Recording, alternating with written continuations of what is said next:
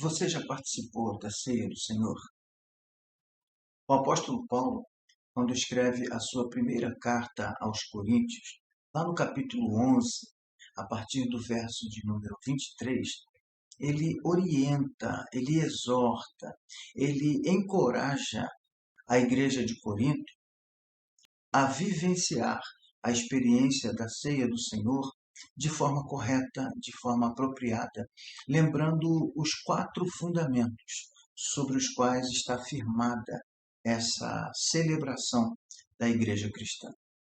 Acompanhe comigo e já vai pegando a sua Bíblia e abra na primeira carta de Paulo aos Coríntios, capítulo 11, versículos de 23 a 34. Se esse é o primeiro vídeo que você assiste do nosso canal, convido você a se inscrever, a curtir e a compartilhar esse vídeo com seus amigos.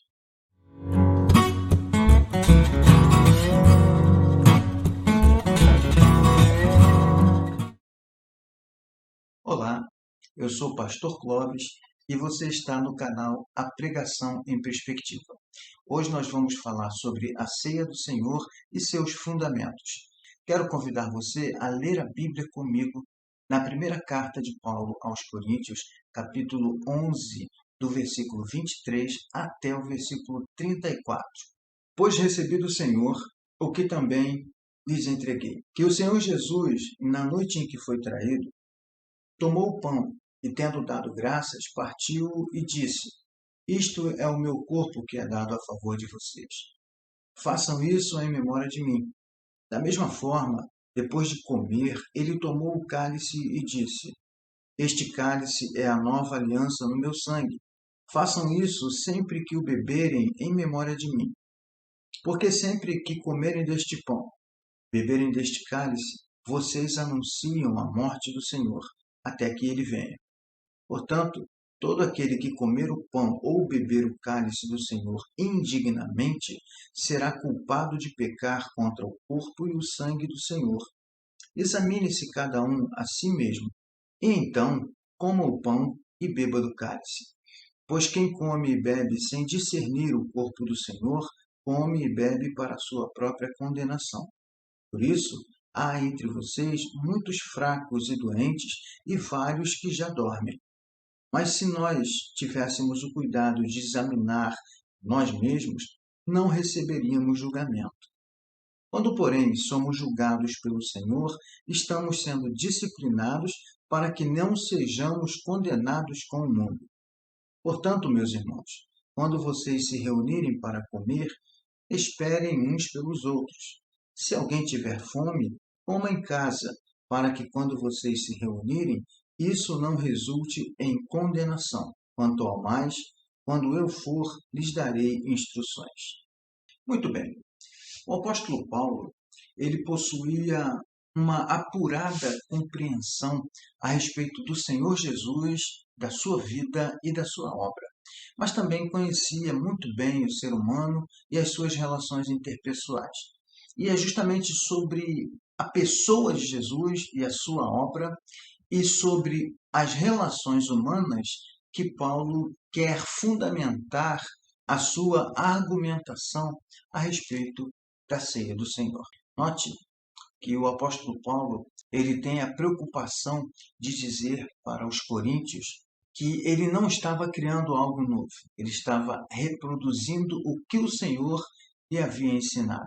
Então ele diz: o que recebi do Senhor, isto vos ensinei, ou isto vos entreguei. E a primeira base sobre a qual a ceia do Senhor está fundamentada nas palavras do apóstolo Paulo para a igreja de Corinto, diz respeito à pessoa de Cristo e o que ele fez na cruz.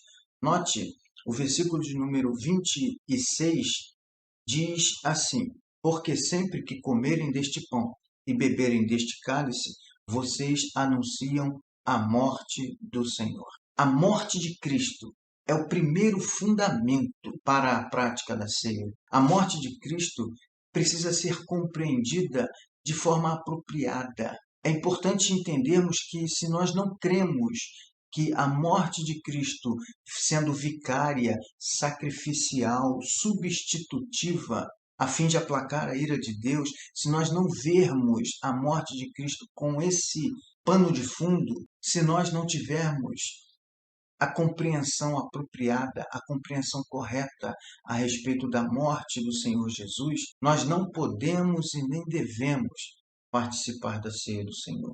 Precisamos entender que participar da ceia, tomar o pão e o cálice, é a mesma coisa que anunciar que o Senhor Jesus morreu e morreu com um propósito específico, o propósito de nos salvar, o propósito de assumir o nosso lugar naquele ato sacrificial a Deus. Precisamos entender que a morte de Cristo foi substitutiva a fim de que nós pudéssemos ter uma relação com o Pai. Então, o primeiro fundamento sobre o qual a ceia do Senhor precisa ser celebrada é a morte de Jesus. Se você crê que a morte do Senhor Jesus é algo suficiente e definitivo para restaurar a sua comunhão com Deus, você deve participar da ceia do Senhor.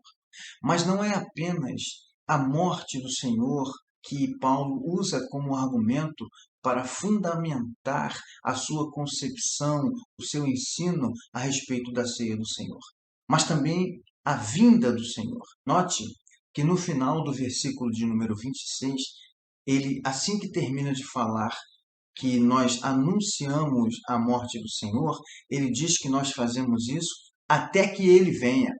Paulo está se referindo à segunda vinda do Senhor. Precisamos ter a compreensão apropriada não apenas da morte de Cristo e de seu significado, mas também precisamos crer que esse Cristo vai voltar.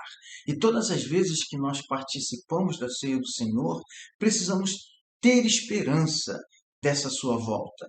Não apenas nos garantir na sua morte, mas também ter esperança na sua vinda ou no seu regresso. Ter esperança no seu retorno. Então, o apóstolo Paulo fundamenta a sua argumentação e o seu ensino a respeito da ceia do Senhor, em primeiro lugar, na morte vicária e sacrificial de Jesus Cristo. E, em segundo lugar, no retorno do Senhor Jesus. Esse Cristo que morreu para nos salvar, para perdoar os nossos pecados, ele retornará um dia. E o apóstolo Paulo diz que quanto nós tomamos o pão e bebemos o cálice, nós estamos anunciando a morte do Senhor até que ele venha.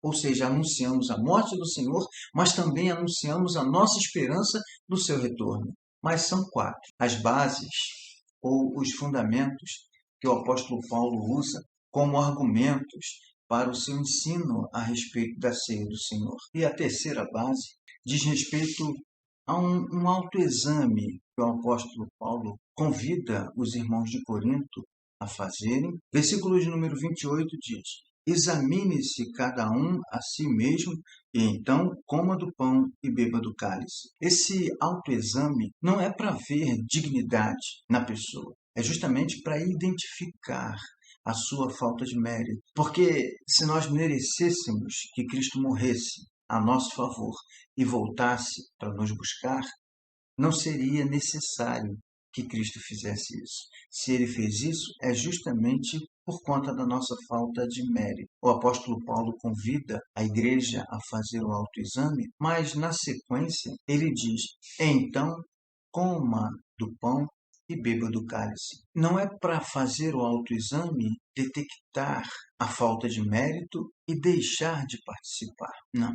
Gostaria de mencionar as palavras do pastor Hernandes Dias Lopes, que menciona que nós não devemos fugir da ceia por causa do pecado, mas fugir do pecado por causa da ceia.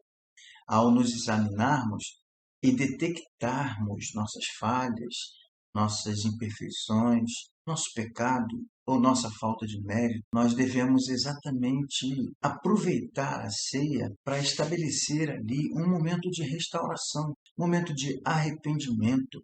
Esse autoexame é justamente para que nós possamos aproveitá-lo para nos arrependermos dos nossos pecados, restaurar nossa comunhão com o Senhor, recomeçarmos nossa caminhada com Ele. O ambiente da ceia é um ambiente propício à reconciliação. Exame que nós mesmos devemos fazer se constitui uma base sólida também para a participação da ceia do Senhor. Não é para corrigirmos nossos erros no ato da ceia, porque não tem como. Nós continuamos sendo pecadores. É para reconhecermos nossa falha, nosso pecado, nossa falta de mérito e então, a partir do arrependimento e reconhecimento, pautarmos nossa caminhada em uma direção mais apropriada à comunhão com o Senhor Jesus, que morreu por nós e que vai voltar. Mas tem um quarto fundamento que Paulo usa para a sua argumentação no ensino da ceia do Senhor. E este quarto argumento diz respeito a nossas relações interpessoais. Observe o versículo de número 33. Portanto, meus irmãos, quando vocês se reunirem para comer, esperem uns pelos outros. Se alguém estiver com fome, coma em casa, para que quando vocês se reunirem, isso não resulte em condenação ou em julgamento. Observe que Paulo argumenta a importância de nós nos preocuparmos com os outros. É imperioso que nós olhemos para o lado e lembremos que tem alguém participando da ceia conosco. Mas esse alguém não compartilha apenas a ceia. Às vezes compartilha a vida. Às vezes esse alguém é alguém que tem necessidades que podem e devem ser supridas por nós. Necessidades físicas, emocionais, espirituais. Precisamos participar da ceia conscientes de que não estamos sozinhos. As nossas relações humanas também se constituem uma base para participarmos com dignidade da ceia do Senhor. Portanto, meus queridos, vamos participar da ceia do Senhor, mas tendo sempre em vista uma compreensão apropriada da sua morte, tendo sempre em vista que ele que morreu vai retornar, tendo sempre em vista que nós precisamos fazer um autoexame e a cada dia corrigir nossa caminhada numa direção que leve a uma comunhão mais aprofundada com o Senhor que morreu e que vai voltar. E, finalmente, tendo sempre em vista que não estamos sós. Existem outras pessoas que compartilham conosco a mesma comunhão com Cristo na ceia do Senhor, mas a mesma vida como igreja que vive na presença desse Senhor. Que a bênção do Senhor seja sobre sua vida. Eu quero convidar você a compartilhar esse vídeo com o maior número de pessoas possível, para que algumas dúvidas a respeito da ceia do Senhor possam ser dirimidas, possam ser sanadas. E se você tem algum assunto ou algum texto da Escritura que você gostaria que nós fizéssemos uma exposição aqui em nosso canal, o espaço para comentário está à sua disposição. Até o próximo vídeo.